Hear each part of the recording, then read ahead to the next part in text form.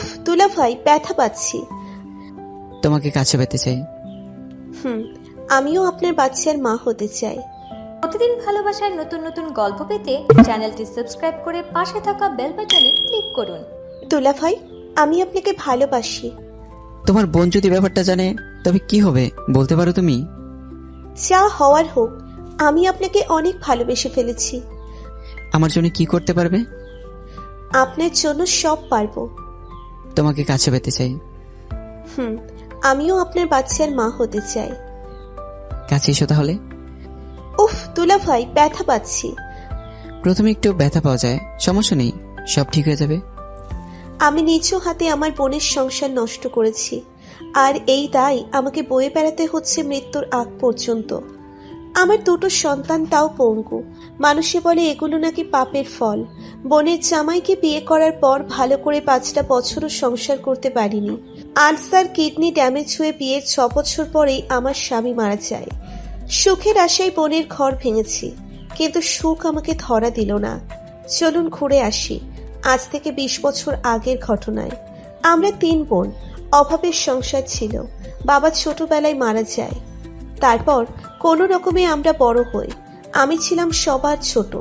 আমার বড় আপার বিয়ে হয় প্রণয় করে, তাও এক শহরের ছেলের সাথে। খুব ভালো করে বিয়ে হয়, কোনো কিছুর অভাব ছিল না। আপার বিয়ে হওয়ার পর থেকে আমাদের সব অভাব অনটন কেটে যায়। আপা আমাদের খুব সাহায্য করত, দোলা ভাইও আমাদের খুব সাহায্য করত। যেখানে আমরা বছরের পর বছর ভালো জামা কাপড় পেতাম না, ঠিক মতো ভাত খেতে পেতাম না, সেই আমরাই মাসে 2টো করে নতুন জামা নিতাম। বড় আপা বাসায় একা থাকতো, তো আমি আর মেজো বোন গিয়ে গিয়ে থাকতাম। মেজো বোন বেশি থাকতো না, আমিই বেশি থাকতাম বড় আপার কাছে। আমার আপার বিয়ের 2 বছর পার হয়ে যাচ্ছিল, কিন্তু কোনো বাচ্চা হচ্ছিল না। এটা নিয়ে আমার আম্মা আর মেজো আপা চিন্তা করলেও আমি কখনো চিন্তা করতাম না। বড় আপার সুখের অভাব ছিল না। দোলাভাই আপাকে যা চাইতো তাই দিত। আমার বয়স তখন 17 বছর, আর মেজো আপার 19 বছর। বড় আপা তখন নিজের গহনা বিক্রি করে মেজো আপার বিয়ে দেয় এক প্রবাসী ছেলের কাছে। তো মেজো আপার বাসায় আমি তেমন যেতাম না, বড় আপার কাছেই থাকতাম। বড় আপার সব কাজই আমি করতাম, কিন্তু তখন অবচেতন মন শুধু বড় আপার জায়গায় নিজেকে আবিষ্কার করতাম। মাঝে মাঝে ভাবতাম, ইস, দোলাভাই যদি আমার বর হতো তাহলে খুব ভালো হতো। দোলাভাইকে কেন যেন আমার খুব ভালো লাগতো। দোলাভাইকে আমার ভালোবাসা বোঝানোর জন্য ব্যাকুল হয়ে উঠি আমি। দোলাভাইকে ভালোবাসার আকুলতা দিন দিন বাড়তে থাকে। তাকে অনেক বেশি কেয়ার করা শুরু করলাম, আপুর চেয়ে অনেক বেশি। এমনকি সে বাথরুমে ঢুকলে তার গায়ে পিঠে সাবান মেখে দিতাম। অনেক সময় আপু দুলাভাই রোম্যান্স করলে আমি লুকিয়ে লুকিয়ে দেখতাম। মাঝে মাঝে ঘুমিয়ে গেলে দুলাভাইকে গোপনে চুমু দিতাম। একদিন আপু বাচ্চা হওয়ার জন্য স্বপ্নের ওষুধ খেতে আমাদের গ্রামে যায়। সকালে যায়, বিকালে চলে আসে। দোলাভাই সাধারণত একটু দেরি করে ঘুম থেকে ওঠে, 11টা কিংবা 12টার দিকে ওঠে। তো দুলাভাই যখন ঘুমাচ্ছিল আমি গিয়ে দুলাভাইকে চুমু দিই, তো দুলাভাই আমাকে জড়িয়ে ধরে। চোখ বন্ধ অবস্থাতেই দুলাভাই আমাকে আপু মনে করে ওনার ঠোঁটচোরা দিয়ে আমার ঠোঁটগুলো আবদ্ধ করে নেয়। আমি উফ করতেই দুলাভাই চোখ খুলতেই আমাকে দেখেই জোরে ধাক্কা দিয়ে বলে, তুমি এখানে? আমি কিছু না বলে ও রুম থেকে অন্য রুমে এসে বসে পড়ি। কতক্ষণ পরে দুলাভাই আমাকে নাস্তা দিতে বলে, তো আমি তাকে নাস্তা দিই। তখন সে আমাকে বলে, কাজটা কি ঠিক হয়েছে? ভাইয়া, আমি আপনাকে ভালোবেসে ফেলেছি। পাগল তুমি? ভাইয়া, ভালোবেসে ফেলেছি আপনাকে, এত কিছু বুঝি না আমি। তোমার বোন যদি ব্যাপারটা জানে তবে কি হবে বলতে পারো তুমি? যা হওয়ার হোক, আমি কি করব বলুন? ভালোবেসে ফেলেছি তো অনেক। সত্যি কি তাই? আমার জন্য কি করতে পারবে? আপনার জন্য সব পারবো। তোমাকে কাছে পেতে চাই। আমিও আপনার বাচ্চার মা হতে চাই। আপাতত এখনো একটা বাচ্চাও দিতে পারলো না আপনাকে। তাহলে তুমি দাও। যেদিন তুমি আমাকে একটা বাচ্চা দিতে পারবে, আমি যদি শুনি তুমি গর্ভবতী, তাহলে সাথে সাথে বিয়ে করব তোমাকে। আপনাকে পাওয়ার জন্য সব করতে পারি আমি। কাছে এসো তাহলে। এই বলে সে আমাকে জড়িয়ে ধরল, আমার ঠোঁটচোরা তার মধ্যে আবদ্ধ করল। আমাকে নিয়ে গেল অতল গভীর সমুদ্র, যেখানে শুধু আমরা দুজন দুজনার শ্বাস প্রশ্বাসের গরম বাতাস একজনেরটা আরেকজন পাচ্ছিলাম। আমার জীবনে তিনি প্রথম পুরুষ হওয়ায় আমি খুব ব্যথা পাচ্ছিলাম, কিন্তু এগুলো উপেক্ষা করেও আমি তাকে কাছে পাওয়ার আনন্দে বিভোর। আর মনে মনে স্বপ্ন বুনেছিলাম এই সংসার আর কিছুদিন পর আমার হবে। আমার পরিবার আমাকে বিয়ে দিলেও দুলাভাইয়ের মতো এত বড়লোক ছেলের কাছে দিতে পারবে না। রাতে আপা আসলো। আপাকে জিজ্ঞেস করছি, আপা ওষুধ খেয়েছো? রে, খেয়েছি। দোয়া করিস আল্লাহ যেন এবার আমাকে একটা বেবি দেয়। মনে মনে বললাম, আল্লাহ যেন কখনো তোমাকে বাচ্চা দান না করে। হ্যাঁ বোন, দোয়া তো সবসময় করি। তোর দুলাভাই কই, খেয়েছে? বাহিরে গেছে। খেয়েছে। খুব ক্লান্ত রে আমি আজকে। ভাত খেয়ে ঘুমাবো, কটা ভাত বেড়ে দে না। তোর দুলাভাই আসলে দরজাটা খুলে ভাত বেড়ে দিস। আচ্ছা, আপাকে ভাত বেড়ে দিলাম। আপা ভাত খেয়ে ঘুমাতে গেল। রাত 10টার দিকে দুলাভাই আসলো। ভাইয়াকে বললাম ভাত দিই। তিনি বললেন তাও। আমি ভাত দিলাম। তিনি ভাত খাচ্ছেন আর আমি তার পাশে বসে আছি। তাকে বললাম আমাকে কয়েক লোকমা খাইয়ে দিন। সে প্রথমে রাজি হলো না, কিন্তু তার পরেও দিল। আমি তাকে বললাম আমাকে কিছু টাকা দিন, জামা কিনবো। জামা নেই। তাহলে আজ রাতে দরজাটা খোলাই রাখো। আচ্ছা। তিনি আমাকে 2000 টাকা দিলেন। রাতে আমি দরজা খোলা রাখলাম। গভীর রাতে তিনি আমার রুমে আসলেন, কিন্তু আমার পিরিয়ড হয়ে যাওয়াতে তার সাথে আর কিছু হলো না। পিরিয়ড হলে সাধারণত প্যাডের কথা আপাকে বলি। আপা দুলাভাইকে দিয়ে আনায়, কিন্তু পরের দিন দুলাভাইকে বের হওয়ার সময় বললাম আসার সময় আমার জন্য প্যাড নিয়ে আসেন। তিনি রাতে ঘরে ফেরার সময় 2 প্যাকেট প্যাড আনলেন। ইদানিং আপাকে দুলাভাইয়ের সাথে বেশি সময় কাটাতে দিই না। দুলাভাইয়ের পাশে গেলে আপাকে বিভিন্ন অজুহাতে বিজি রাখার চেষ্টা করি। দুলাভাইকে তো আপা না থাকলে নাম ধরে ডাকি, নিজে থেকে তাকে চুমু দিই। আসলে আমার হিতাহিত বোধটুকু পর্যন্ত চলে গিয়েছে। দোলাভাইকে বের হওয়ার সময় এটা ওটা আনতে বলি, আর তিনিও নিয়ে আসেন। এমনকি টাকা পয়সাও নেই। পিরিয়ড শেষ হয়েছে। তার সাথে প্রায়ই আমার শারীরিক সম্পর্ক হয় আপার অগোচরে। তার সাথে আপার প্রায় সময় খুঁটিনাটি বিষয় নিয়ে ঝগড়া বাঁধিয়ে দিই, যা আপা বিন্দুমাত্র বুঝতে পারে না যে কাজটা আমি করি। দোলাভাই যখন রাতে চুপি চুপি আমার কাছে আসে, তখন দোলাভাইকে বলি আপা তো সারাদিন কোনো কাজই করে না, সারাদিন শুয়ে থাকে, আর আপনার পরিবারের নামে আমার কাছে বদনামি করে। যদিও এগুলো মিথ্যে কথা। প্রায় সময়ই দুলাভাইয়ের কান আপার নামে বিষিয়ে তুলি। আর দুলাভাই ইদানিং আমাতে খুব বিভোর হয়ে গেছে, কিন্তু আমাকে বিয়ে করছে না। আমি কনসেপ্ট করার চেষ্টাও করছি। একবার দুলাভাইয়ের সাথে আপার ঝগড়া হলে আপা রাগ করে আমার এক খালার বাসায় চলে যায়। আমাকে যেতে বলে, আমি অসুস্থতার অজুহাত দিয়ে যাই না। তখন আমার আর দুলাভাইয়ের সময়টা খুব ভালো কেটেছে। আপার রুমেই থাকতাম আমি। আপার যত রকমের শাড়ি আছে সব পরতাম। রাতেও একসাথে ঘুমাতাম। দুলাভাই তো আমাকে সারা রাত ঘুমাতেও দিত না, শুধু জ্বালাতন করত। মনে মনে চাইতাম আপা আর কোনো দিন যেন না আসুক, কিন্তু বিধিবাম 5 দিন পর আবার চলে আসে, আর আমার সুখটাও শেষ। আপা আসার পর আমাকে কান্না করে করে বলতে লাগলেন, তোর দুলাভাই না অনেক বেশি বদলে গেছে। আগে এমনটা ছিল না। কি হয়েছে কিছুই বুঝতেছি না। কি জানি, আমিও কিছু বুঝতেছি না। অতপর আপার সাথে সাংসারিক কাজকর্মে লেগে পড়লাম। আপা প্রায় সময়ই বলতো যদি একটা বাচ্চা হতো তাহলে হয়তো সব ঠিক হয়ে যেত।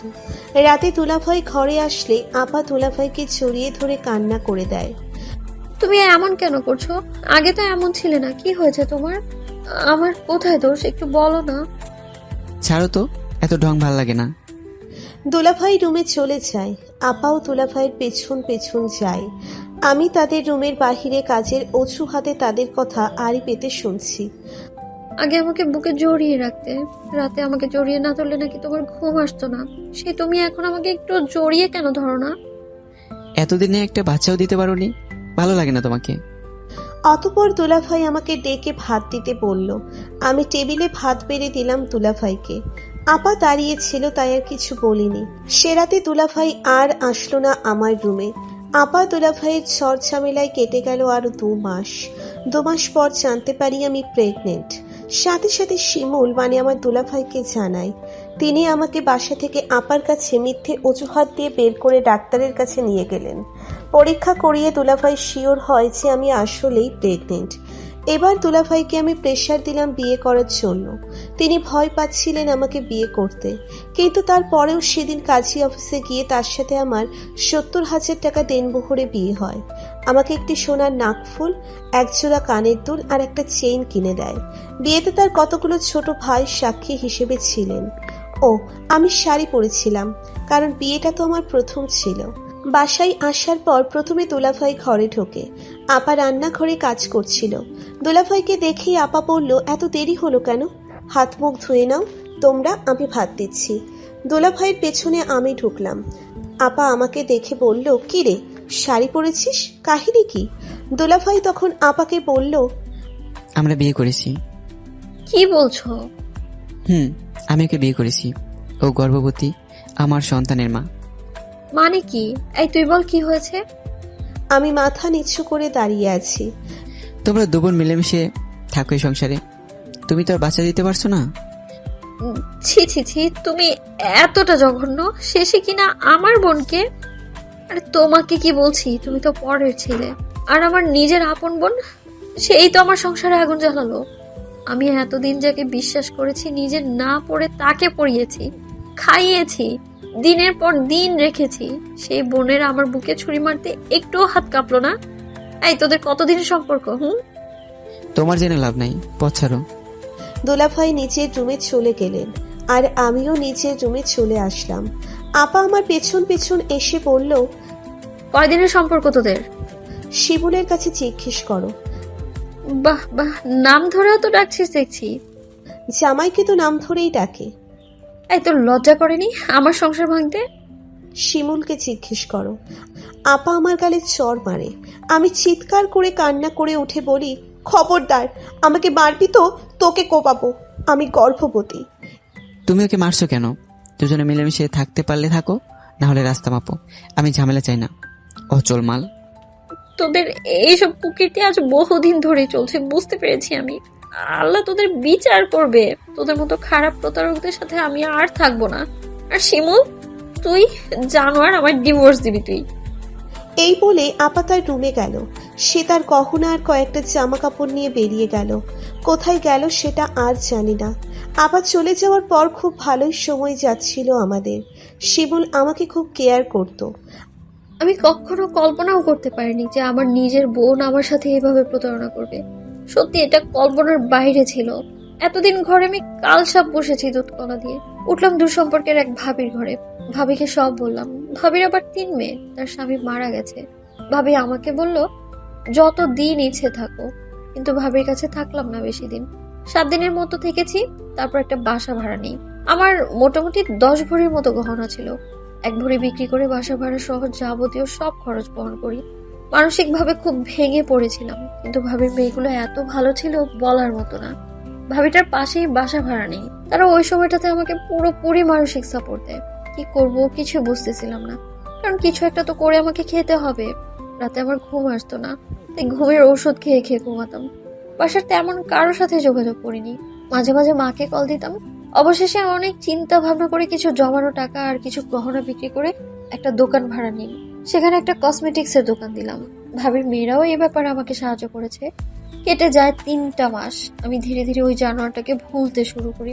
ব্যবসা আমার খুব ভালোই চলছিল। সারাদিন নিজেকে কাজের মধ্যে ডুবিয়ে রাখতাম। আপা চলে যাওয়ার পর সুখেই সংসার করছিলাম। শিমুলকে খুব চাপ দিচ্ছিলাম আপাকে ডিভোর্স দেওয়ার জন্য, কিন্তু সে সেটা করছিল না। আমি তাকে অনেক আত্মহত্যার ভয় দেখালে তখন সে আমাদের বিয়ের 5 মাস পর আপাকে ডিভোর্স দেয়, যা কার্যকর হতে 3 মাস সময় লাগে। 9 মাস পর আমার একটা ছেলে হয়, খুব সুন্দর। শিমুল খুব খুশি আমার ছেলে হওয়াতে। আমার দোকানটা খুব ভালো চলছিল। ডিভোর্স পেপার যখন পেয়েছিলাম তখন একটুও খারাপ লাগেনি, কারণ ও না দিলেও পরের মাসে আমিই দিয়ে দিতাম। আল্লাহ একটা জানোয়ারের হাত থেকে আমায় বাঁচিয়ে দিয়েছে। ও যদি আমার বোনের সাথে এসব কুকাজ না করে বাহিরের কারোর সাথে করতো, তাও মনকে বুঝ দিতে পারতাম। আসলে দোষটা আমারই। একটা উপযুক্ত মেয়েকে ঘরে রেখেছি আমি। দয়া করে কেউ কখনো এমন করবেন না। আমি ওই জানোয়ারটাকে নিজের থেকেও বেশি বিশ্বাস করতাম, কিন্তু ফলস্বরূপ এই প্রতিদানটা আমি পেয়েছি। জানোয়ারটাকে ছেড়ে আসার 1টা বছর পার হলো। মাকে মাসে মাসে টাকা পাঠাই। মেজ বোনটার একটা মেয়ে হয়েছে, তার জন্য মাসে মাসে কিছু দিই, কিন্তু তাদের কারোর সাথেই আমি দেখা করি না। আমার পাশের দোকানটা একটা সনি টিভির শোরুম। ওখানে এসি, টিভি, সমগ্র ইলেকট্রনিকের জিনিস ওরা সেল করে। তাদের সাথে সম্পর্ক আমার ভালোই। দোকানটা আমার সামনাসামনি ছিল। তাদের দোকানটা পুরোটা গ্লাসের ছিল। তারা ভেতর থেকে সবই দেখতে পেত, কিন্তু বাহির থেকে আমি তেমন কিছুই দেখতে পেতাম। আর আমার ওইদিকে তাকানোরও কোনো ইচ্ছে ছিল না। ইদানিং একটা পুরুষ, বয়স 42 হবে, তাকে আগে তেমন একটা দেখিনি, কিন্তু এখন দেখি আমার সামনের দোকানটার ক্যাশে বসে থাকেন, আর তিনি দরজাটা খোলাই রাখেন। তো আমি বিষয়টা তেমন একটা আমলে নেই না। প্রায় সময় তিনি আমার দিকে তাকিয়ে থাকেন। তো একদিন সকালে দোকান খোলার সময় ওই দোকানের একটা ছেলেকে জিজ্ঞেস করি, ইদানিং যে লোকটা বসে থাকেন উনি কে হন? তখন তিনি বলেন, শোরুমটা ওনার টাকা দিয়ে চলে, কিন্তু উনি দেশের বাইরে থাকেন। দেশে এসেছে 2 বছর হবে। দেশে এসেছে 2 বছর পর। উনি দেশে আসলে মাঝে মাঝে বসেন, কিন্তু এবার একটু বেশি কেন যেন বসছে, বুঝতেছি না। আমি আর কথা বাড়ালাম না, কারণ আমার কাস্টমার এসেছে তাই। এদিকে আমার দোকানে কিছু মালও কিনতে হবে, কিন্তু আমার কাছে তেমন টাকাও নেই। আমার মেজ বোনের জামাই আমাকে ধার হিসেবে 2 লাখ টাকা দিল। এই টাকা দিয়ে আমি দোকানে আরো অনেক মাল তুললাম। বাচ্চা হওয়ার পর ভালো আছি, কিন্তু আত্মীয় স্বজনদের কাছে মুখ দেখাতে পারি না। সেটা শ্বশুর বাড়ি কিংবা বাপের বাড়ি। সবাই বলে বোনের সংসার ভেঙে আমি সংসার করছি। আমার টাকা পয়সার অভাব নেই, কিন্তু সুখের বড্ড অভাব। আমার সব আছে, কিন্তু মানসিক শান্তি নেই। আমার মা আমার সাথে কথা বলে না। মেজো আপা বলে দিয়েছে তার সাথে যেন কখনো যোগাযোগ না করি, কিংবা তার বাড়িতে না যাই। আমিও যাওয়ার চেষ্টা করিনি কখনো। শিমুলকে বাচ্চা উপহার দিয়েছি, সেই বাবদে আমি তার থেকে বাড়িটা আমার নামে লিখিয়ে নিয়েছি। ইদানিং খেয়াল করি আমার বাচ্চাটা একটু অন্যরকম। একটু শব্দ হলে কিংবা কোনো আওয়াজ হলে বাচ্চা আমার সেদিকে তাকায় না। আর 5-10টা বাচ্চার মতো তার আচরণ না। সে তেমন কান্নাও করে না, মুখ দিয়ে শব্দও করে না। ডাক্তার দেখায়, ডাক্তার বলে মনে হয় বোবা হবে। তারপরেও দেখেন অনেক বয়সের সাথে সাথে পরিবর্তন হয়। দিন চাই, মাস চাই, কিন্তু বাচ্চা নর্মাল হয় না। অনেক ডাক্তার আর চিকিৎসা দেওয়ার পরেও ডাক্তার বলে দিয়েছে সে স্পেশাল চাইল্ড, মানে প্রতিবন্ধী। কি আর করার, আমি হতভাগ্য মা মেনে নিতে পারি না। বিভিন্ন হুজুর কবিরাজ ঝাড়ফুঁক করায়, কিন্তু লাভ হয় না। আসলে যে জন্মগতভাবে এমন, আল্লাহ না চাইলে সে কখনো স্বাভাবিক বাচ্চা হতে পারে না। সবাই বলে এগুলো নাকি আমার বোনের অভিশাপ, কিন্তু আমি এগুলো বিশ্বাস করি না। কারণ পাছে লোকে অনেক কিছুই বলে, তাদের কথা বিশ্বাস করতে নাই। আর আমিও করি না। আল্লাহর হুকুম ছাড়া কোনো কিচ্ছু হয় না।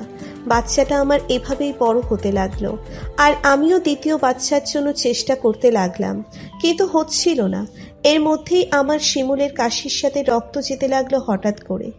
আমি মনে করেছি এমনি, সে শুধু ডাক্তার দেখিয়ে ওষুধ আনে, কিন্তু কোনো পরীক্ষা নিরীক্ষা করে না। দিন যায়, মাস যায়, সমস্যাটা বাড়তেই থাকে। তারপর একদিন সে ডাক্তারের কাছে যায়।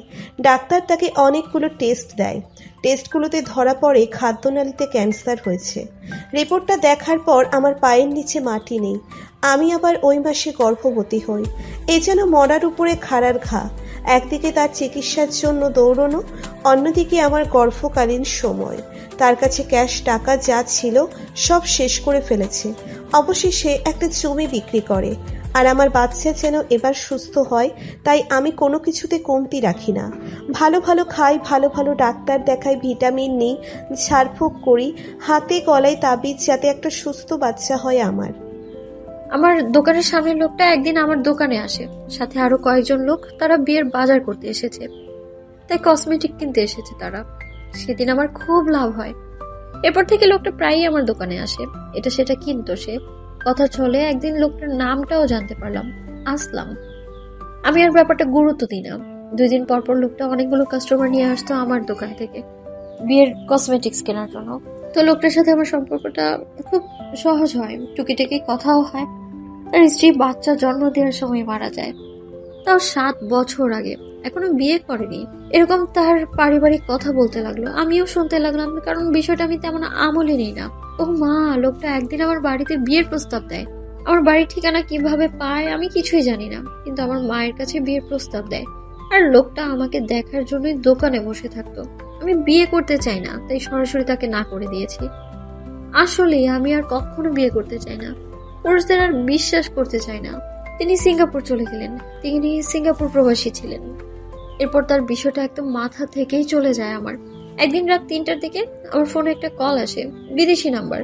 রিসিভ করি, তখন তিনি পরিচয় দেন, তিনি আসলাম। সিঙ্গাপুরে তখন সকাল।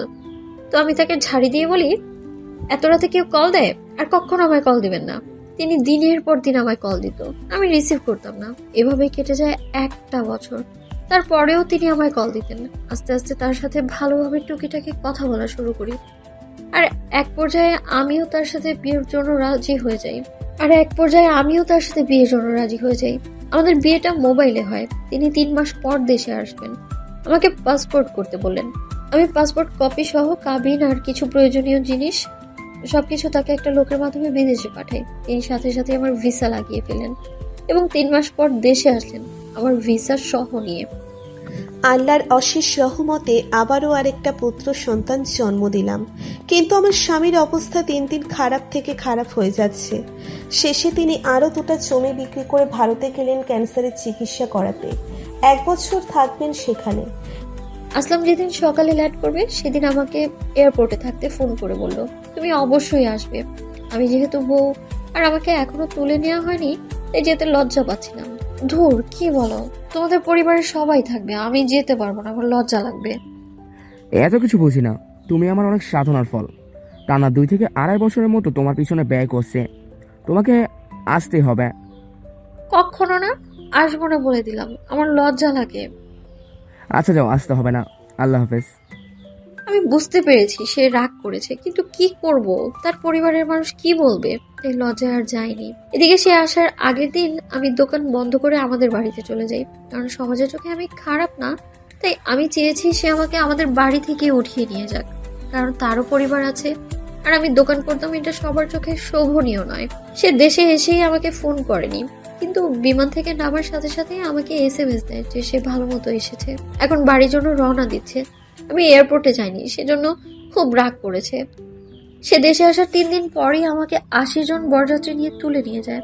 ছোটখাটোর মতো একটা অনুষ্ঠান হয়, কিন্তু জাঁকজমকপূর্ণ ছিল না। এটা দুজনেরই দ্বিতীয় বিয়ে ছিল। তাদের বাড়িতে যাওয়ার পর সবাই আমাকে দেখতে আসে। সালাম করতে করতে কোমরটা শেষ আমার। সালামে পেয়েছি 9,000 টাকা, আর গহনা সব মিলিয়ে 7 ভরির মতো পেয়েছি। রাতের বেলা আমাকে বাসর ঘরে দেওয়া হলো। আমার 2 হাত ভর্তি মেহেদি, পরনের লাল রঙের একটা শাড়ি। আয়নাতে নিজেকে দেখে লজ্জা পেয়ে যাচ্ছি আমি। মনে হচ্ছে এটা আমার প্রথম বিয়ে, আর আমি 17 বছরের একটা যুবতী। সে কিছুক্ষণ পর রুমে এলো, এসেই গাল ফুলিয়ে বসে আছে। আমি সালাম দিলাম, সে সালাম নিল আর কিছুই বলল না। এভাবে 10 মিনিট যাওয়ার পর সে নিজে থেকে বলছে, আমি তোমার উপর খুব রাগ করছি, তোমার সাথে কথাই নাই। ভালো। এয়ারপোর্টে কেন আসনি? তোমাকে দেখলে খুব খুশি হইতাম। এখন দেখো। দেখছি তো তোমাকে। আচ্ছা কথা দাও, আমাকে ছেড়ে কোথাও যাবে না? আগের জন্য তো আমাকে ছেড়ে মাটির নিচে চলে গেছে, খুব কষ্টে সেই শোকটা সামলেছি। যদি তুমিও আমাকে ছেড়ে চলে যাও, এই কষ্ট আমি নিতে পারবো না। হয় মারা যাব, না হয় কোমায় চলে যাব। জানি না, আল্লাহ যা করেন আল্লাহর হাতেই সব। আর আমার সাথে কখনো প্রতারণা করো না প্লিজ। একটু ভরসা আর বিশ্বাস রেখে দেখো, অতীতের সব ভুলে শুধু আমার মাঝে ডুবে থাকো। চলো নামাজ পড়ে নি। চলো। তারপর দুজনেই নামাজ আদায় করে নিলাম। আসলাম আমার খুব কাছে চলে আসলো, আমার ঠোঁট জোড়া তার ঠোঁটের ভেতরে নিল। দুজনাতে মেতে উঠলাম। তার বুকেই ঘুমিয়েছিলাম। ঘুম ভাঙলো সকাল 8টায়। কি যে এক লজ্জা, বলার মতো না। আর শাড়িটা বুকের উপরেও নেই। তার বুক থেকে নিজেকে ছাড়িয়ে শাড়ি ঠিক করে যখনই খাট থেকে নামবো, তখনই সে হাতটা টেনে ধরে আর বলে, আর একটু শুয়ে থাকো না। ধুর পাগল, মানুষ কি বলবে, আমি নতুন বউ, তাও যদি এত দেরিতে ঘুম থেকে উঠি, হয় কিভাবে? কে কি বললো সেটা আমার দেখার বিষয় না। আর সবাই জানে নতুন বিয়ে হলে মানুষ কি করে। আর একটু থাকো। ধুর ছাড়ো তো। নিজেকে তার কাছ থেকে ছাড়িয়ে গোসল করে ফ্রেশ হয়ে নিলাম। তারপর সবুজ রঙের একটা শাড়ি পরে মাথায় ঘোমটা দিয়ে রুমের দরজা খুলে সামনের রুমের দিকে গেলাম। আমাকে দেখে আমার শাশুড়ি ভীষণ খুশি। আমার এক বড় জা আছে আর একটা ননদও আছে, তারা 2 ভাই 1 বোন। আমার জামাই সবার ছোট, মেজো হলো আমার ভাসুর, আর ননদ হচ্ছে সবার বড়, তিনিও সিঙ্গাপুরেই থাকেন। মোট কথা জয়েন্ট ফ্যামিলি। আমাকে দেখে আমার জা বলল, কি গো, ঘুম কেমন হলো? সারা রাত কি ঘুমালে নাকি ঘুম পাড়ালে? আমি লজ্জায় হেসে দিলাম। যা বলল, লজ্জা পেও না, এমন রাত আমারও এসেছিল। সারা রাত তাকে ঘুম পাড়াতে পাড়াতে কেটেছে। আমার শাশুড়ি এসে বলল, নাস্তা দাও বউকে। আমাকে জিজ্ঞেস করলো আসলাম উঠেছে কিনা। না, উঠেনি। তা তুমি এত সকালে উঠলে কেন? নতুন নতুন বিয়ে হলে দিনের একটায় ঘুম থেকে ওঠে না মানুষ। আর আমার আসলামটা বিদেশে থাকে, তাকে সময় একটু বেশি দাও। লজ্জায় চুপ থাকলাম। নাস্তা খেয়ে রুমে গিয়ে আর একটু ঘুমিয়ে নাও। বউ, যাও যাও, ঘুমিয়ে নাও। রাতে তো আর ঘুমোতে পারো না। টেবিলে বসো, নাস্তা দিচ্ছি। আমি টেবিলে বসলাম। নাস্তা দিয়েছে, খাচ্ছি। আমার সাথে আমার যা আর শাশুড়িও বসলো। তারা গপ গপিয়ে খাচ্ছে, আর আমি নতুন বউ, তাই আমি আস্তে আস্তে খাচ্ছি। আমাকে আমার শাশুড়ি বললো, এত লজ্জা পাওয়ার কিছু নেই, তাড়াতাড়ি খাও। তখনই আমার শ্বশুরের ফোন আসলো বিদেশ থেকে। তিনিও সিঙ্গাপুর প্রবাসী। আমার সাথে একটু করে কথা বলে আমার শাশুড়ির সাথে কথা বলতে শুরু করলো। আমার শাশুড়িও নাস্তা অর্ধেক খাওয়া রেখে রুমে চলে গেল ফোন নিয়ে। আমার যা আমাকে বলল, আগামী 2 ঘন্টাতেও ফোন রাখবে না। মাঝে মাঝে আমার শাশুড়ি আর শ্বশুরের ভালোবাসা দেখলে না হিংসে হয়। এ বয়সে এসেও এত যে ভালোবাসে একজন আরেকজনকে। আমার যা নাস্তা খেয়ে রান্নাঘরের দিকে চলে গেল। আমিও আমার নাস্তা শেষ করে তার পিছু পিছু চলে গেলাম। তাকে সাহায্য করতে চাইলে সে না বলে দিল। বলল, রুমে যাও, আমার জন্য যখন সিঙ্গাপুর থেকে আসবে তখন সব কাজ তুমিই করবে। তখন আমি রুম থেকেও বের হব না। এখন তোমার জন্য এসেছে, তাই আমি করছি। তিনি হেসে দিলেন। মোট কথা, তাদের পুরো পরিবারের সবাই সিঙ্গাপুর প্রবাসী। আমি রুমের দিকে গেলাম। দেখলাম আসলাম এখনো ঘুম। কাল রাতের ফুলগুলো সব আমি পরিষ্কার করে একপাশে রেখেছিলাম। ঠিক সেই সময় তিনি বললেন, নাস্তা দাও। আমি রান্নাঘরের দিকে গেলাম নাস্তা দিতে। যাকে বললাম, ভাবি নাস্তা খাবে বলছে। তখন তিনি আমাকে পরোটা বের করে দিলেন আর নাস্তা দিয়ে বললেন, এগুলো টেবিলে দাও আর ওনাকে ডাক দাও। আমি ডাক দিলাম, উনি নাস্তা খেতে আসলেন। আর এদিকে আমার জামাই সিঙ্গাপুর থেকে কল দিলেন। তিনি গেলেন কথা বলতে। তখন কাজের মেয়ে আমাকে বলল, পাক্কা 2 ঘন্টা কেউ মোবাইল ছাড়বে না, আজকে আমাদের সবাইকে না খেয়ে থাকতে হবে। আমি হেসে বললাম, সমস্যা নেই, আমি আছি তো। তখন আমি নিজেই রান্না করা শুরু করে দিলাম। তখন আমার বর এসে বলতে লাগলো, কোথায় আমি নতুন বিয়ে করেছি, কোথায় আমি প্রেম করব তা না, উল্টো মা ভাবি দুজনেই প্রেম করতে চলে গেল। সে মেজাজ দেখিয়ে বাইরে চলে গেল। আর আমি রান্না শুরু করে দিলাম। চিংড়ি মাছ, গরুর মাংস, সবজি আর ডাল আর বেগুন ভর্তা সব করা শেষ। তখন মা আসলো কথা শেষ করে। তখন কাজের মেয়ে বলল, তুমি 3 ঘন্টা কাটিয়েছো আর ভাবি এখনো পর্যন্ত 2.5 ঘন্টা। রান্না শেষ, আরো কতক্ষণ কথা বলো গিয়ে, যাও। মা হেসে দিয়ে বলল, তুমি নতুন এসেছো আর আজ থেকেই রান্না করতে হলো, যাও আরাম করো গিয়ে। আমি করছি এখন। আমি এসে তাদের ঘরটা দেখতে লাগলাম। মোট 6টা রুম, 4টা বাথরুম, একটা কিচেন, একটা বারান্দা। এদিকে শিমু চিকিৎসার জন্য ভারতের উদ্দেশ্যে রওনা দিল। আমার ডেলিভারি হয়েছে, বেশি দিন হয়নি, তাই আমি চাইনি। বাচ্চাদের দেখাশোনা করছি, একটা কাজের মেয়ে রেখেছি। বেশ কয়েক মাস কেটে গেল। শিমুলের সাথে ফোনে যোগাযোগ হয়। তার অবস্থা তেমন ভালো না, মাথার চুল সব উঠে গেছে।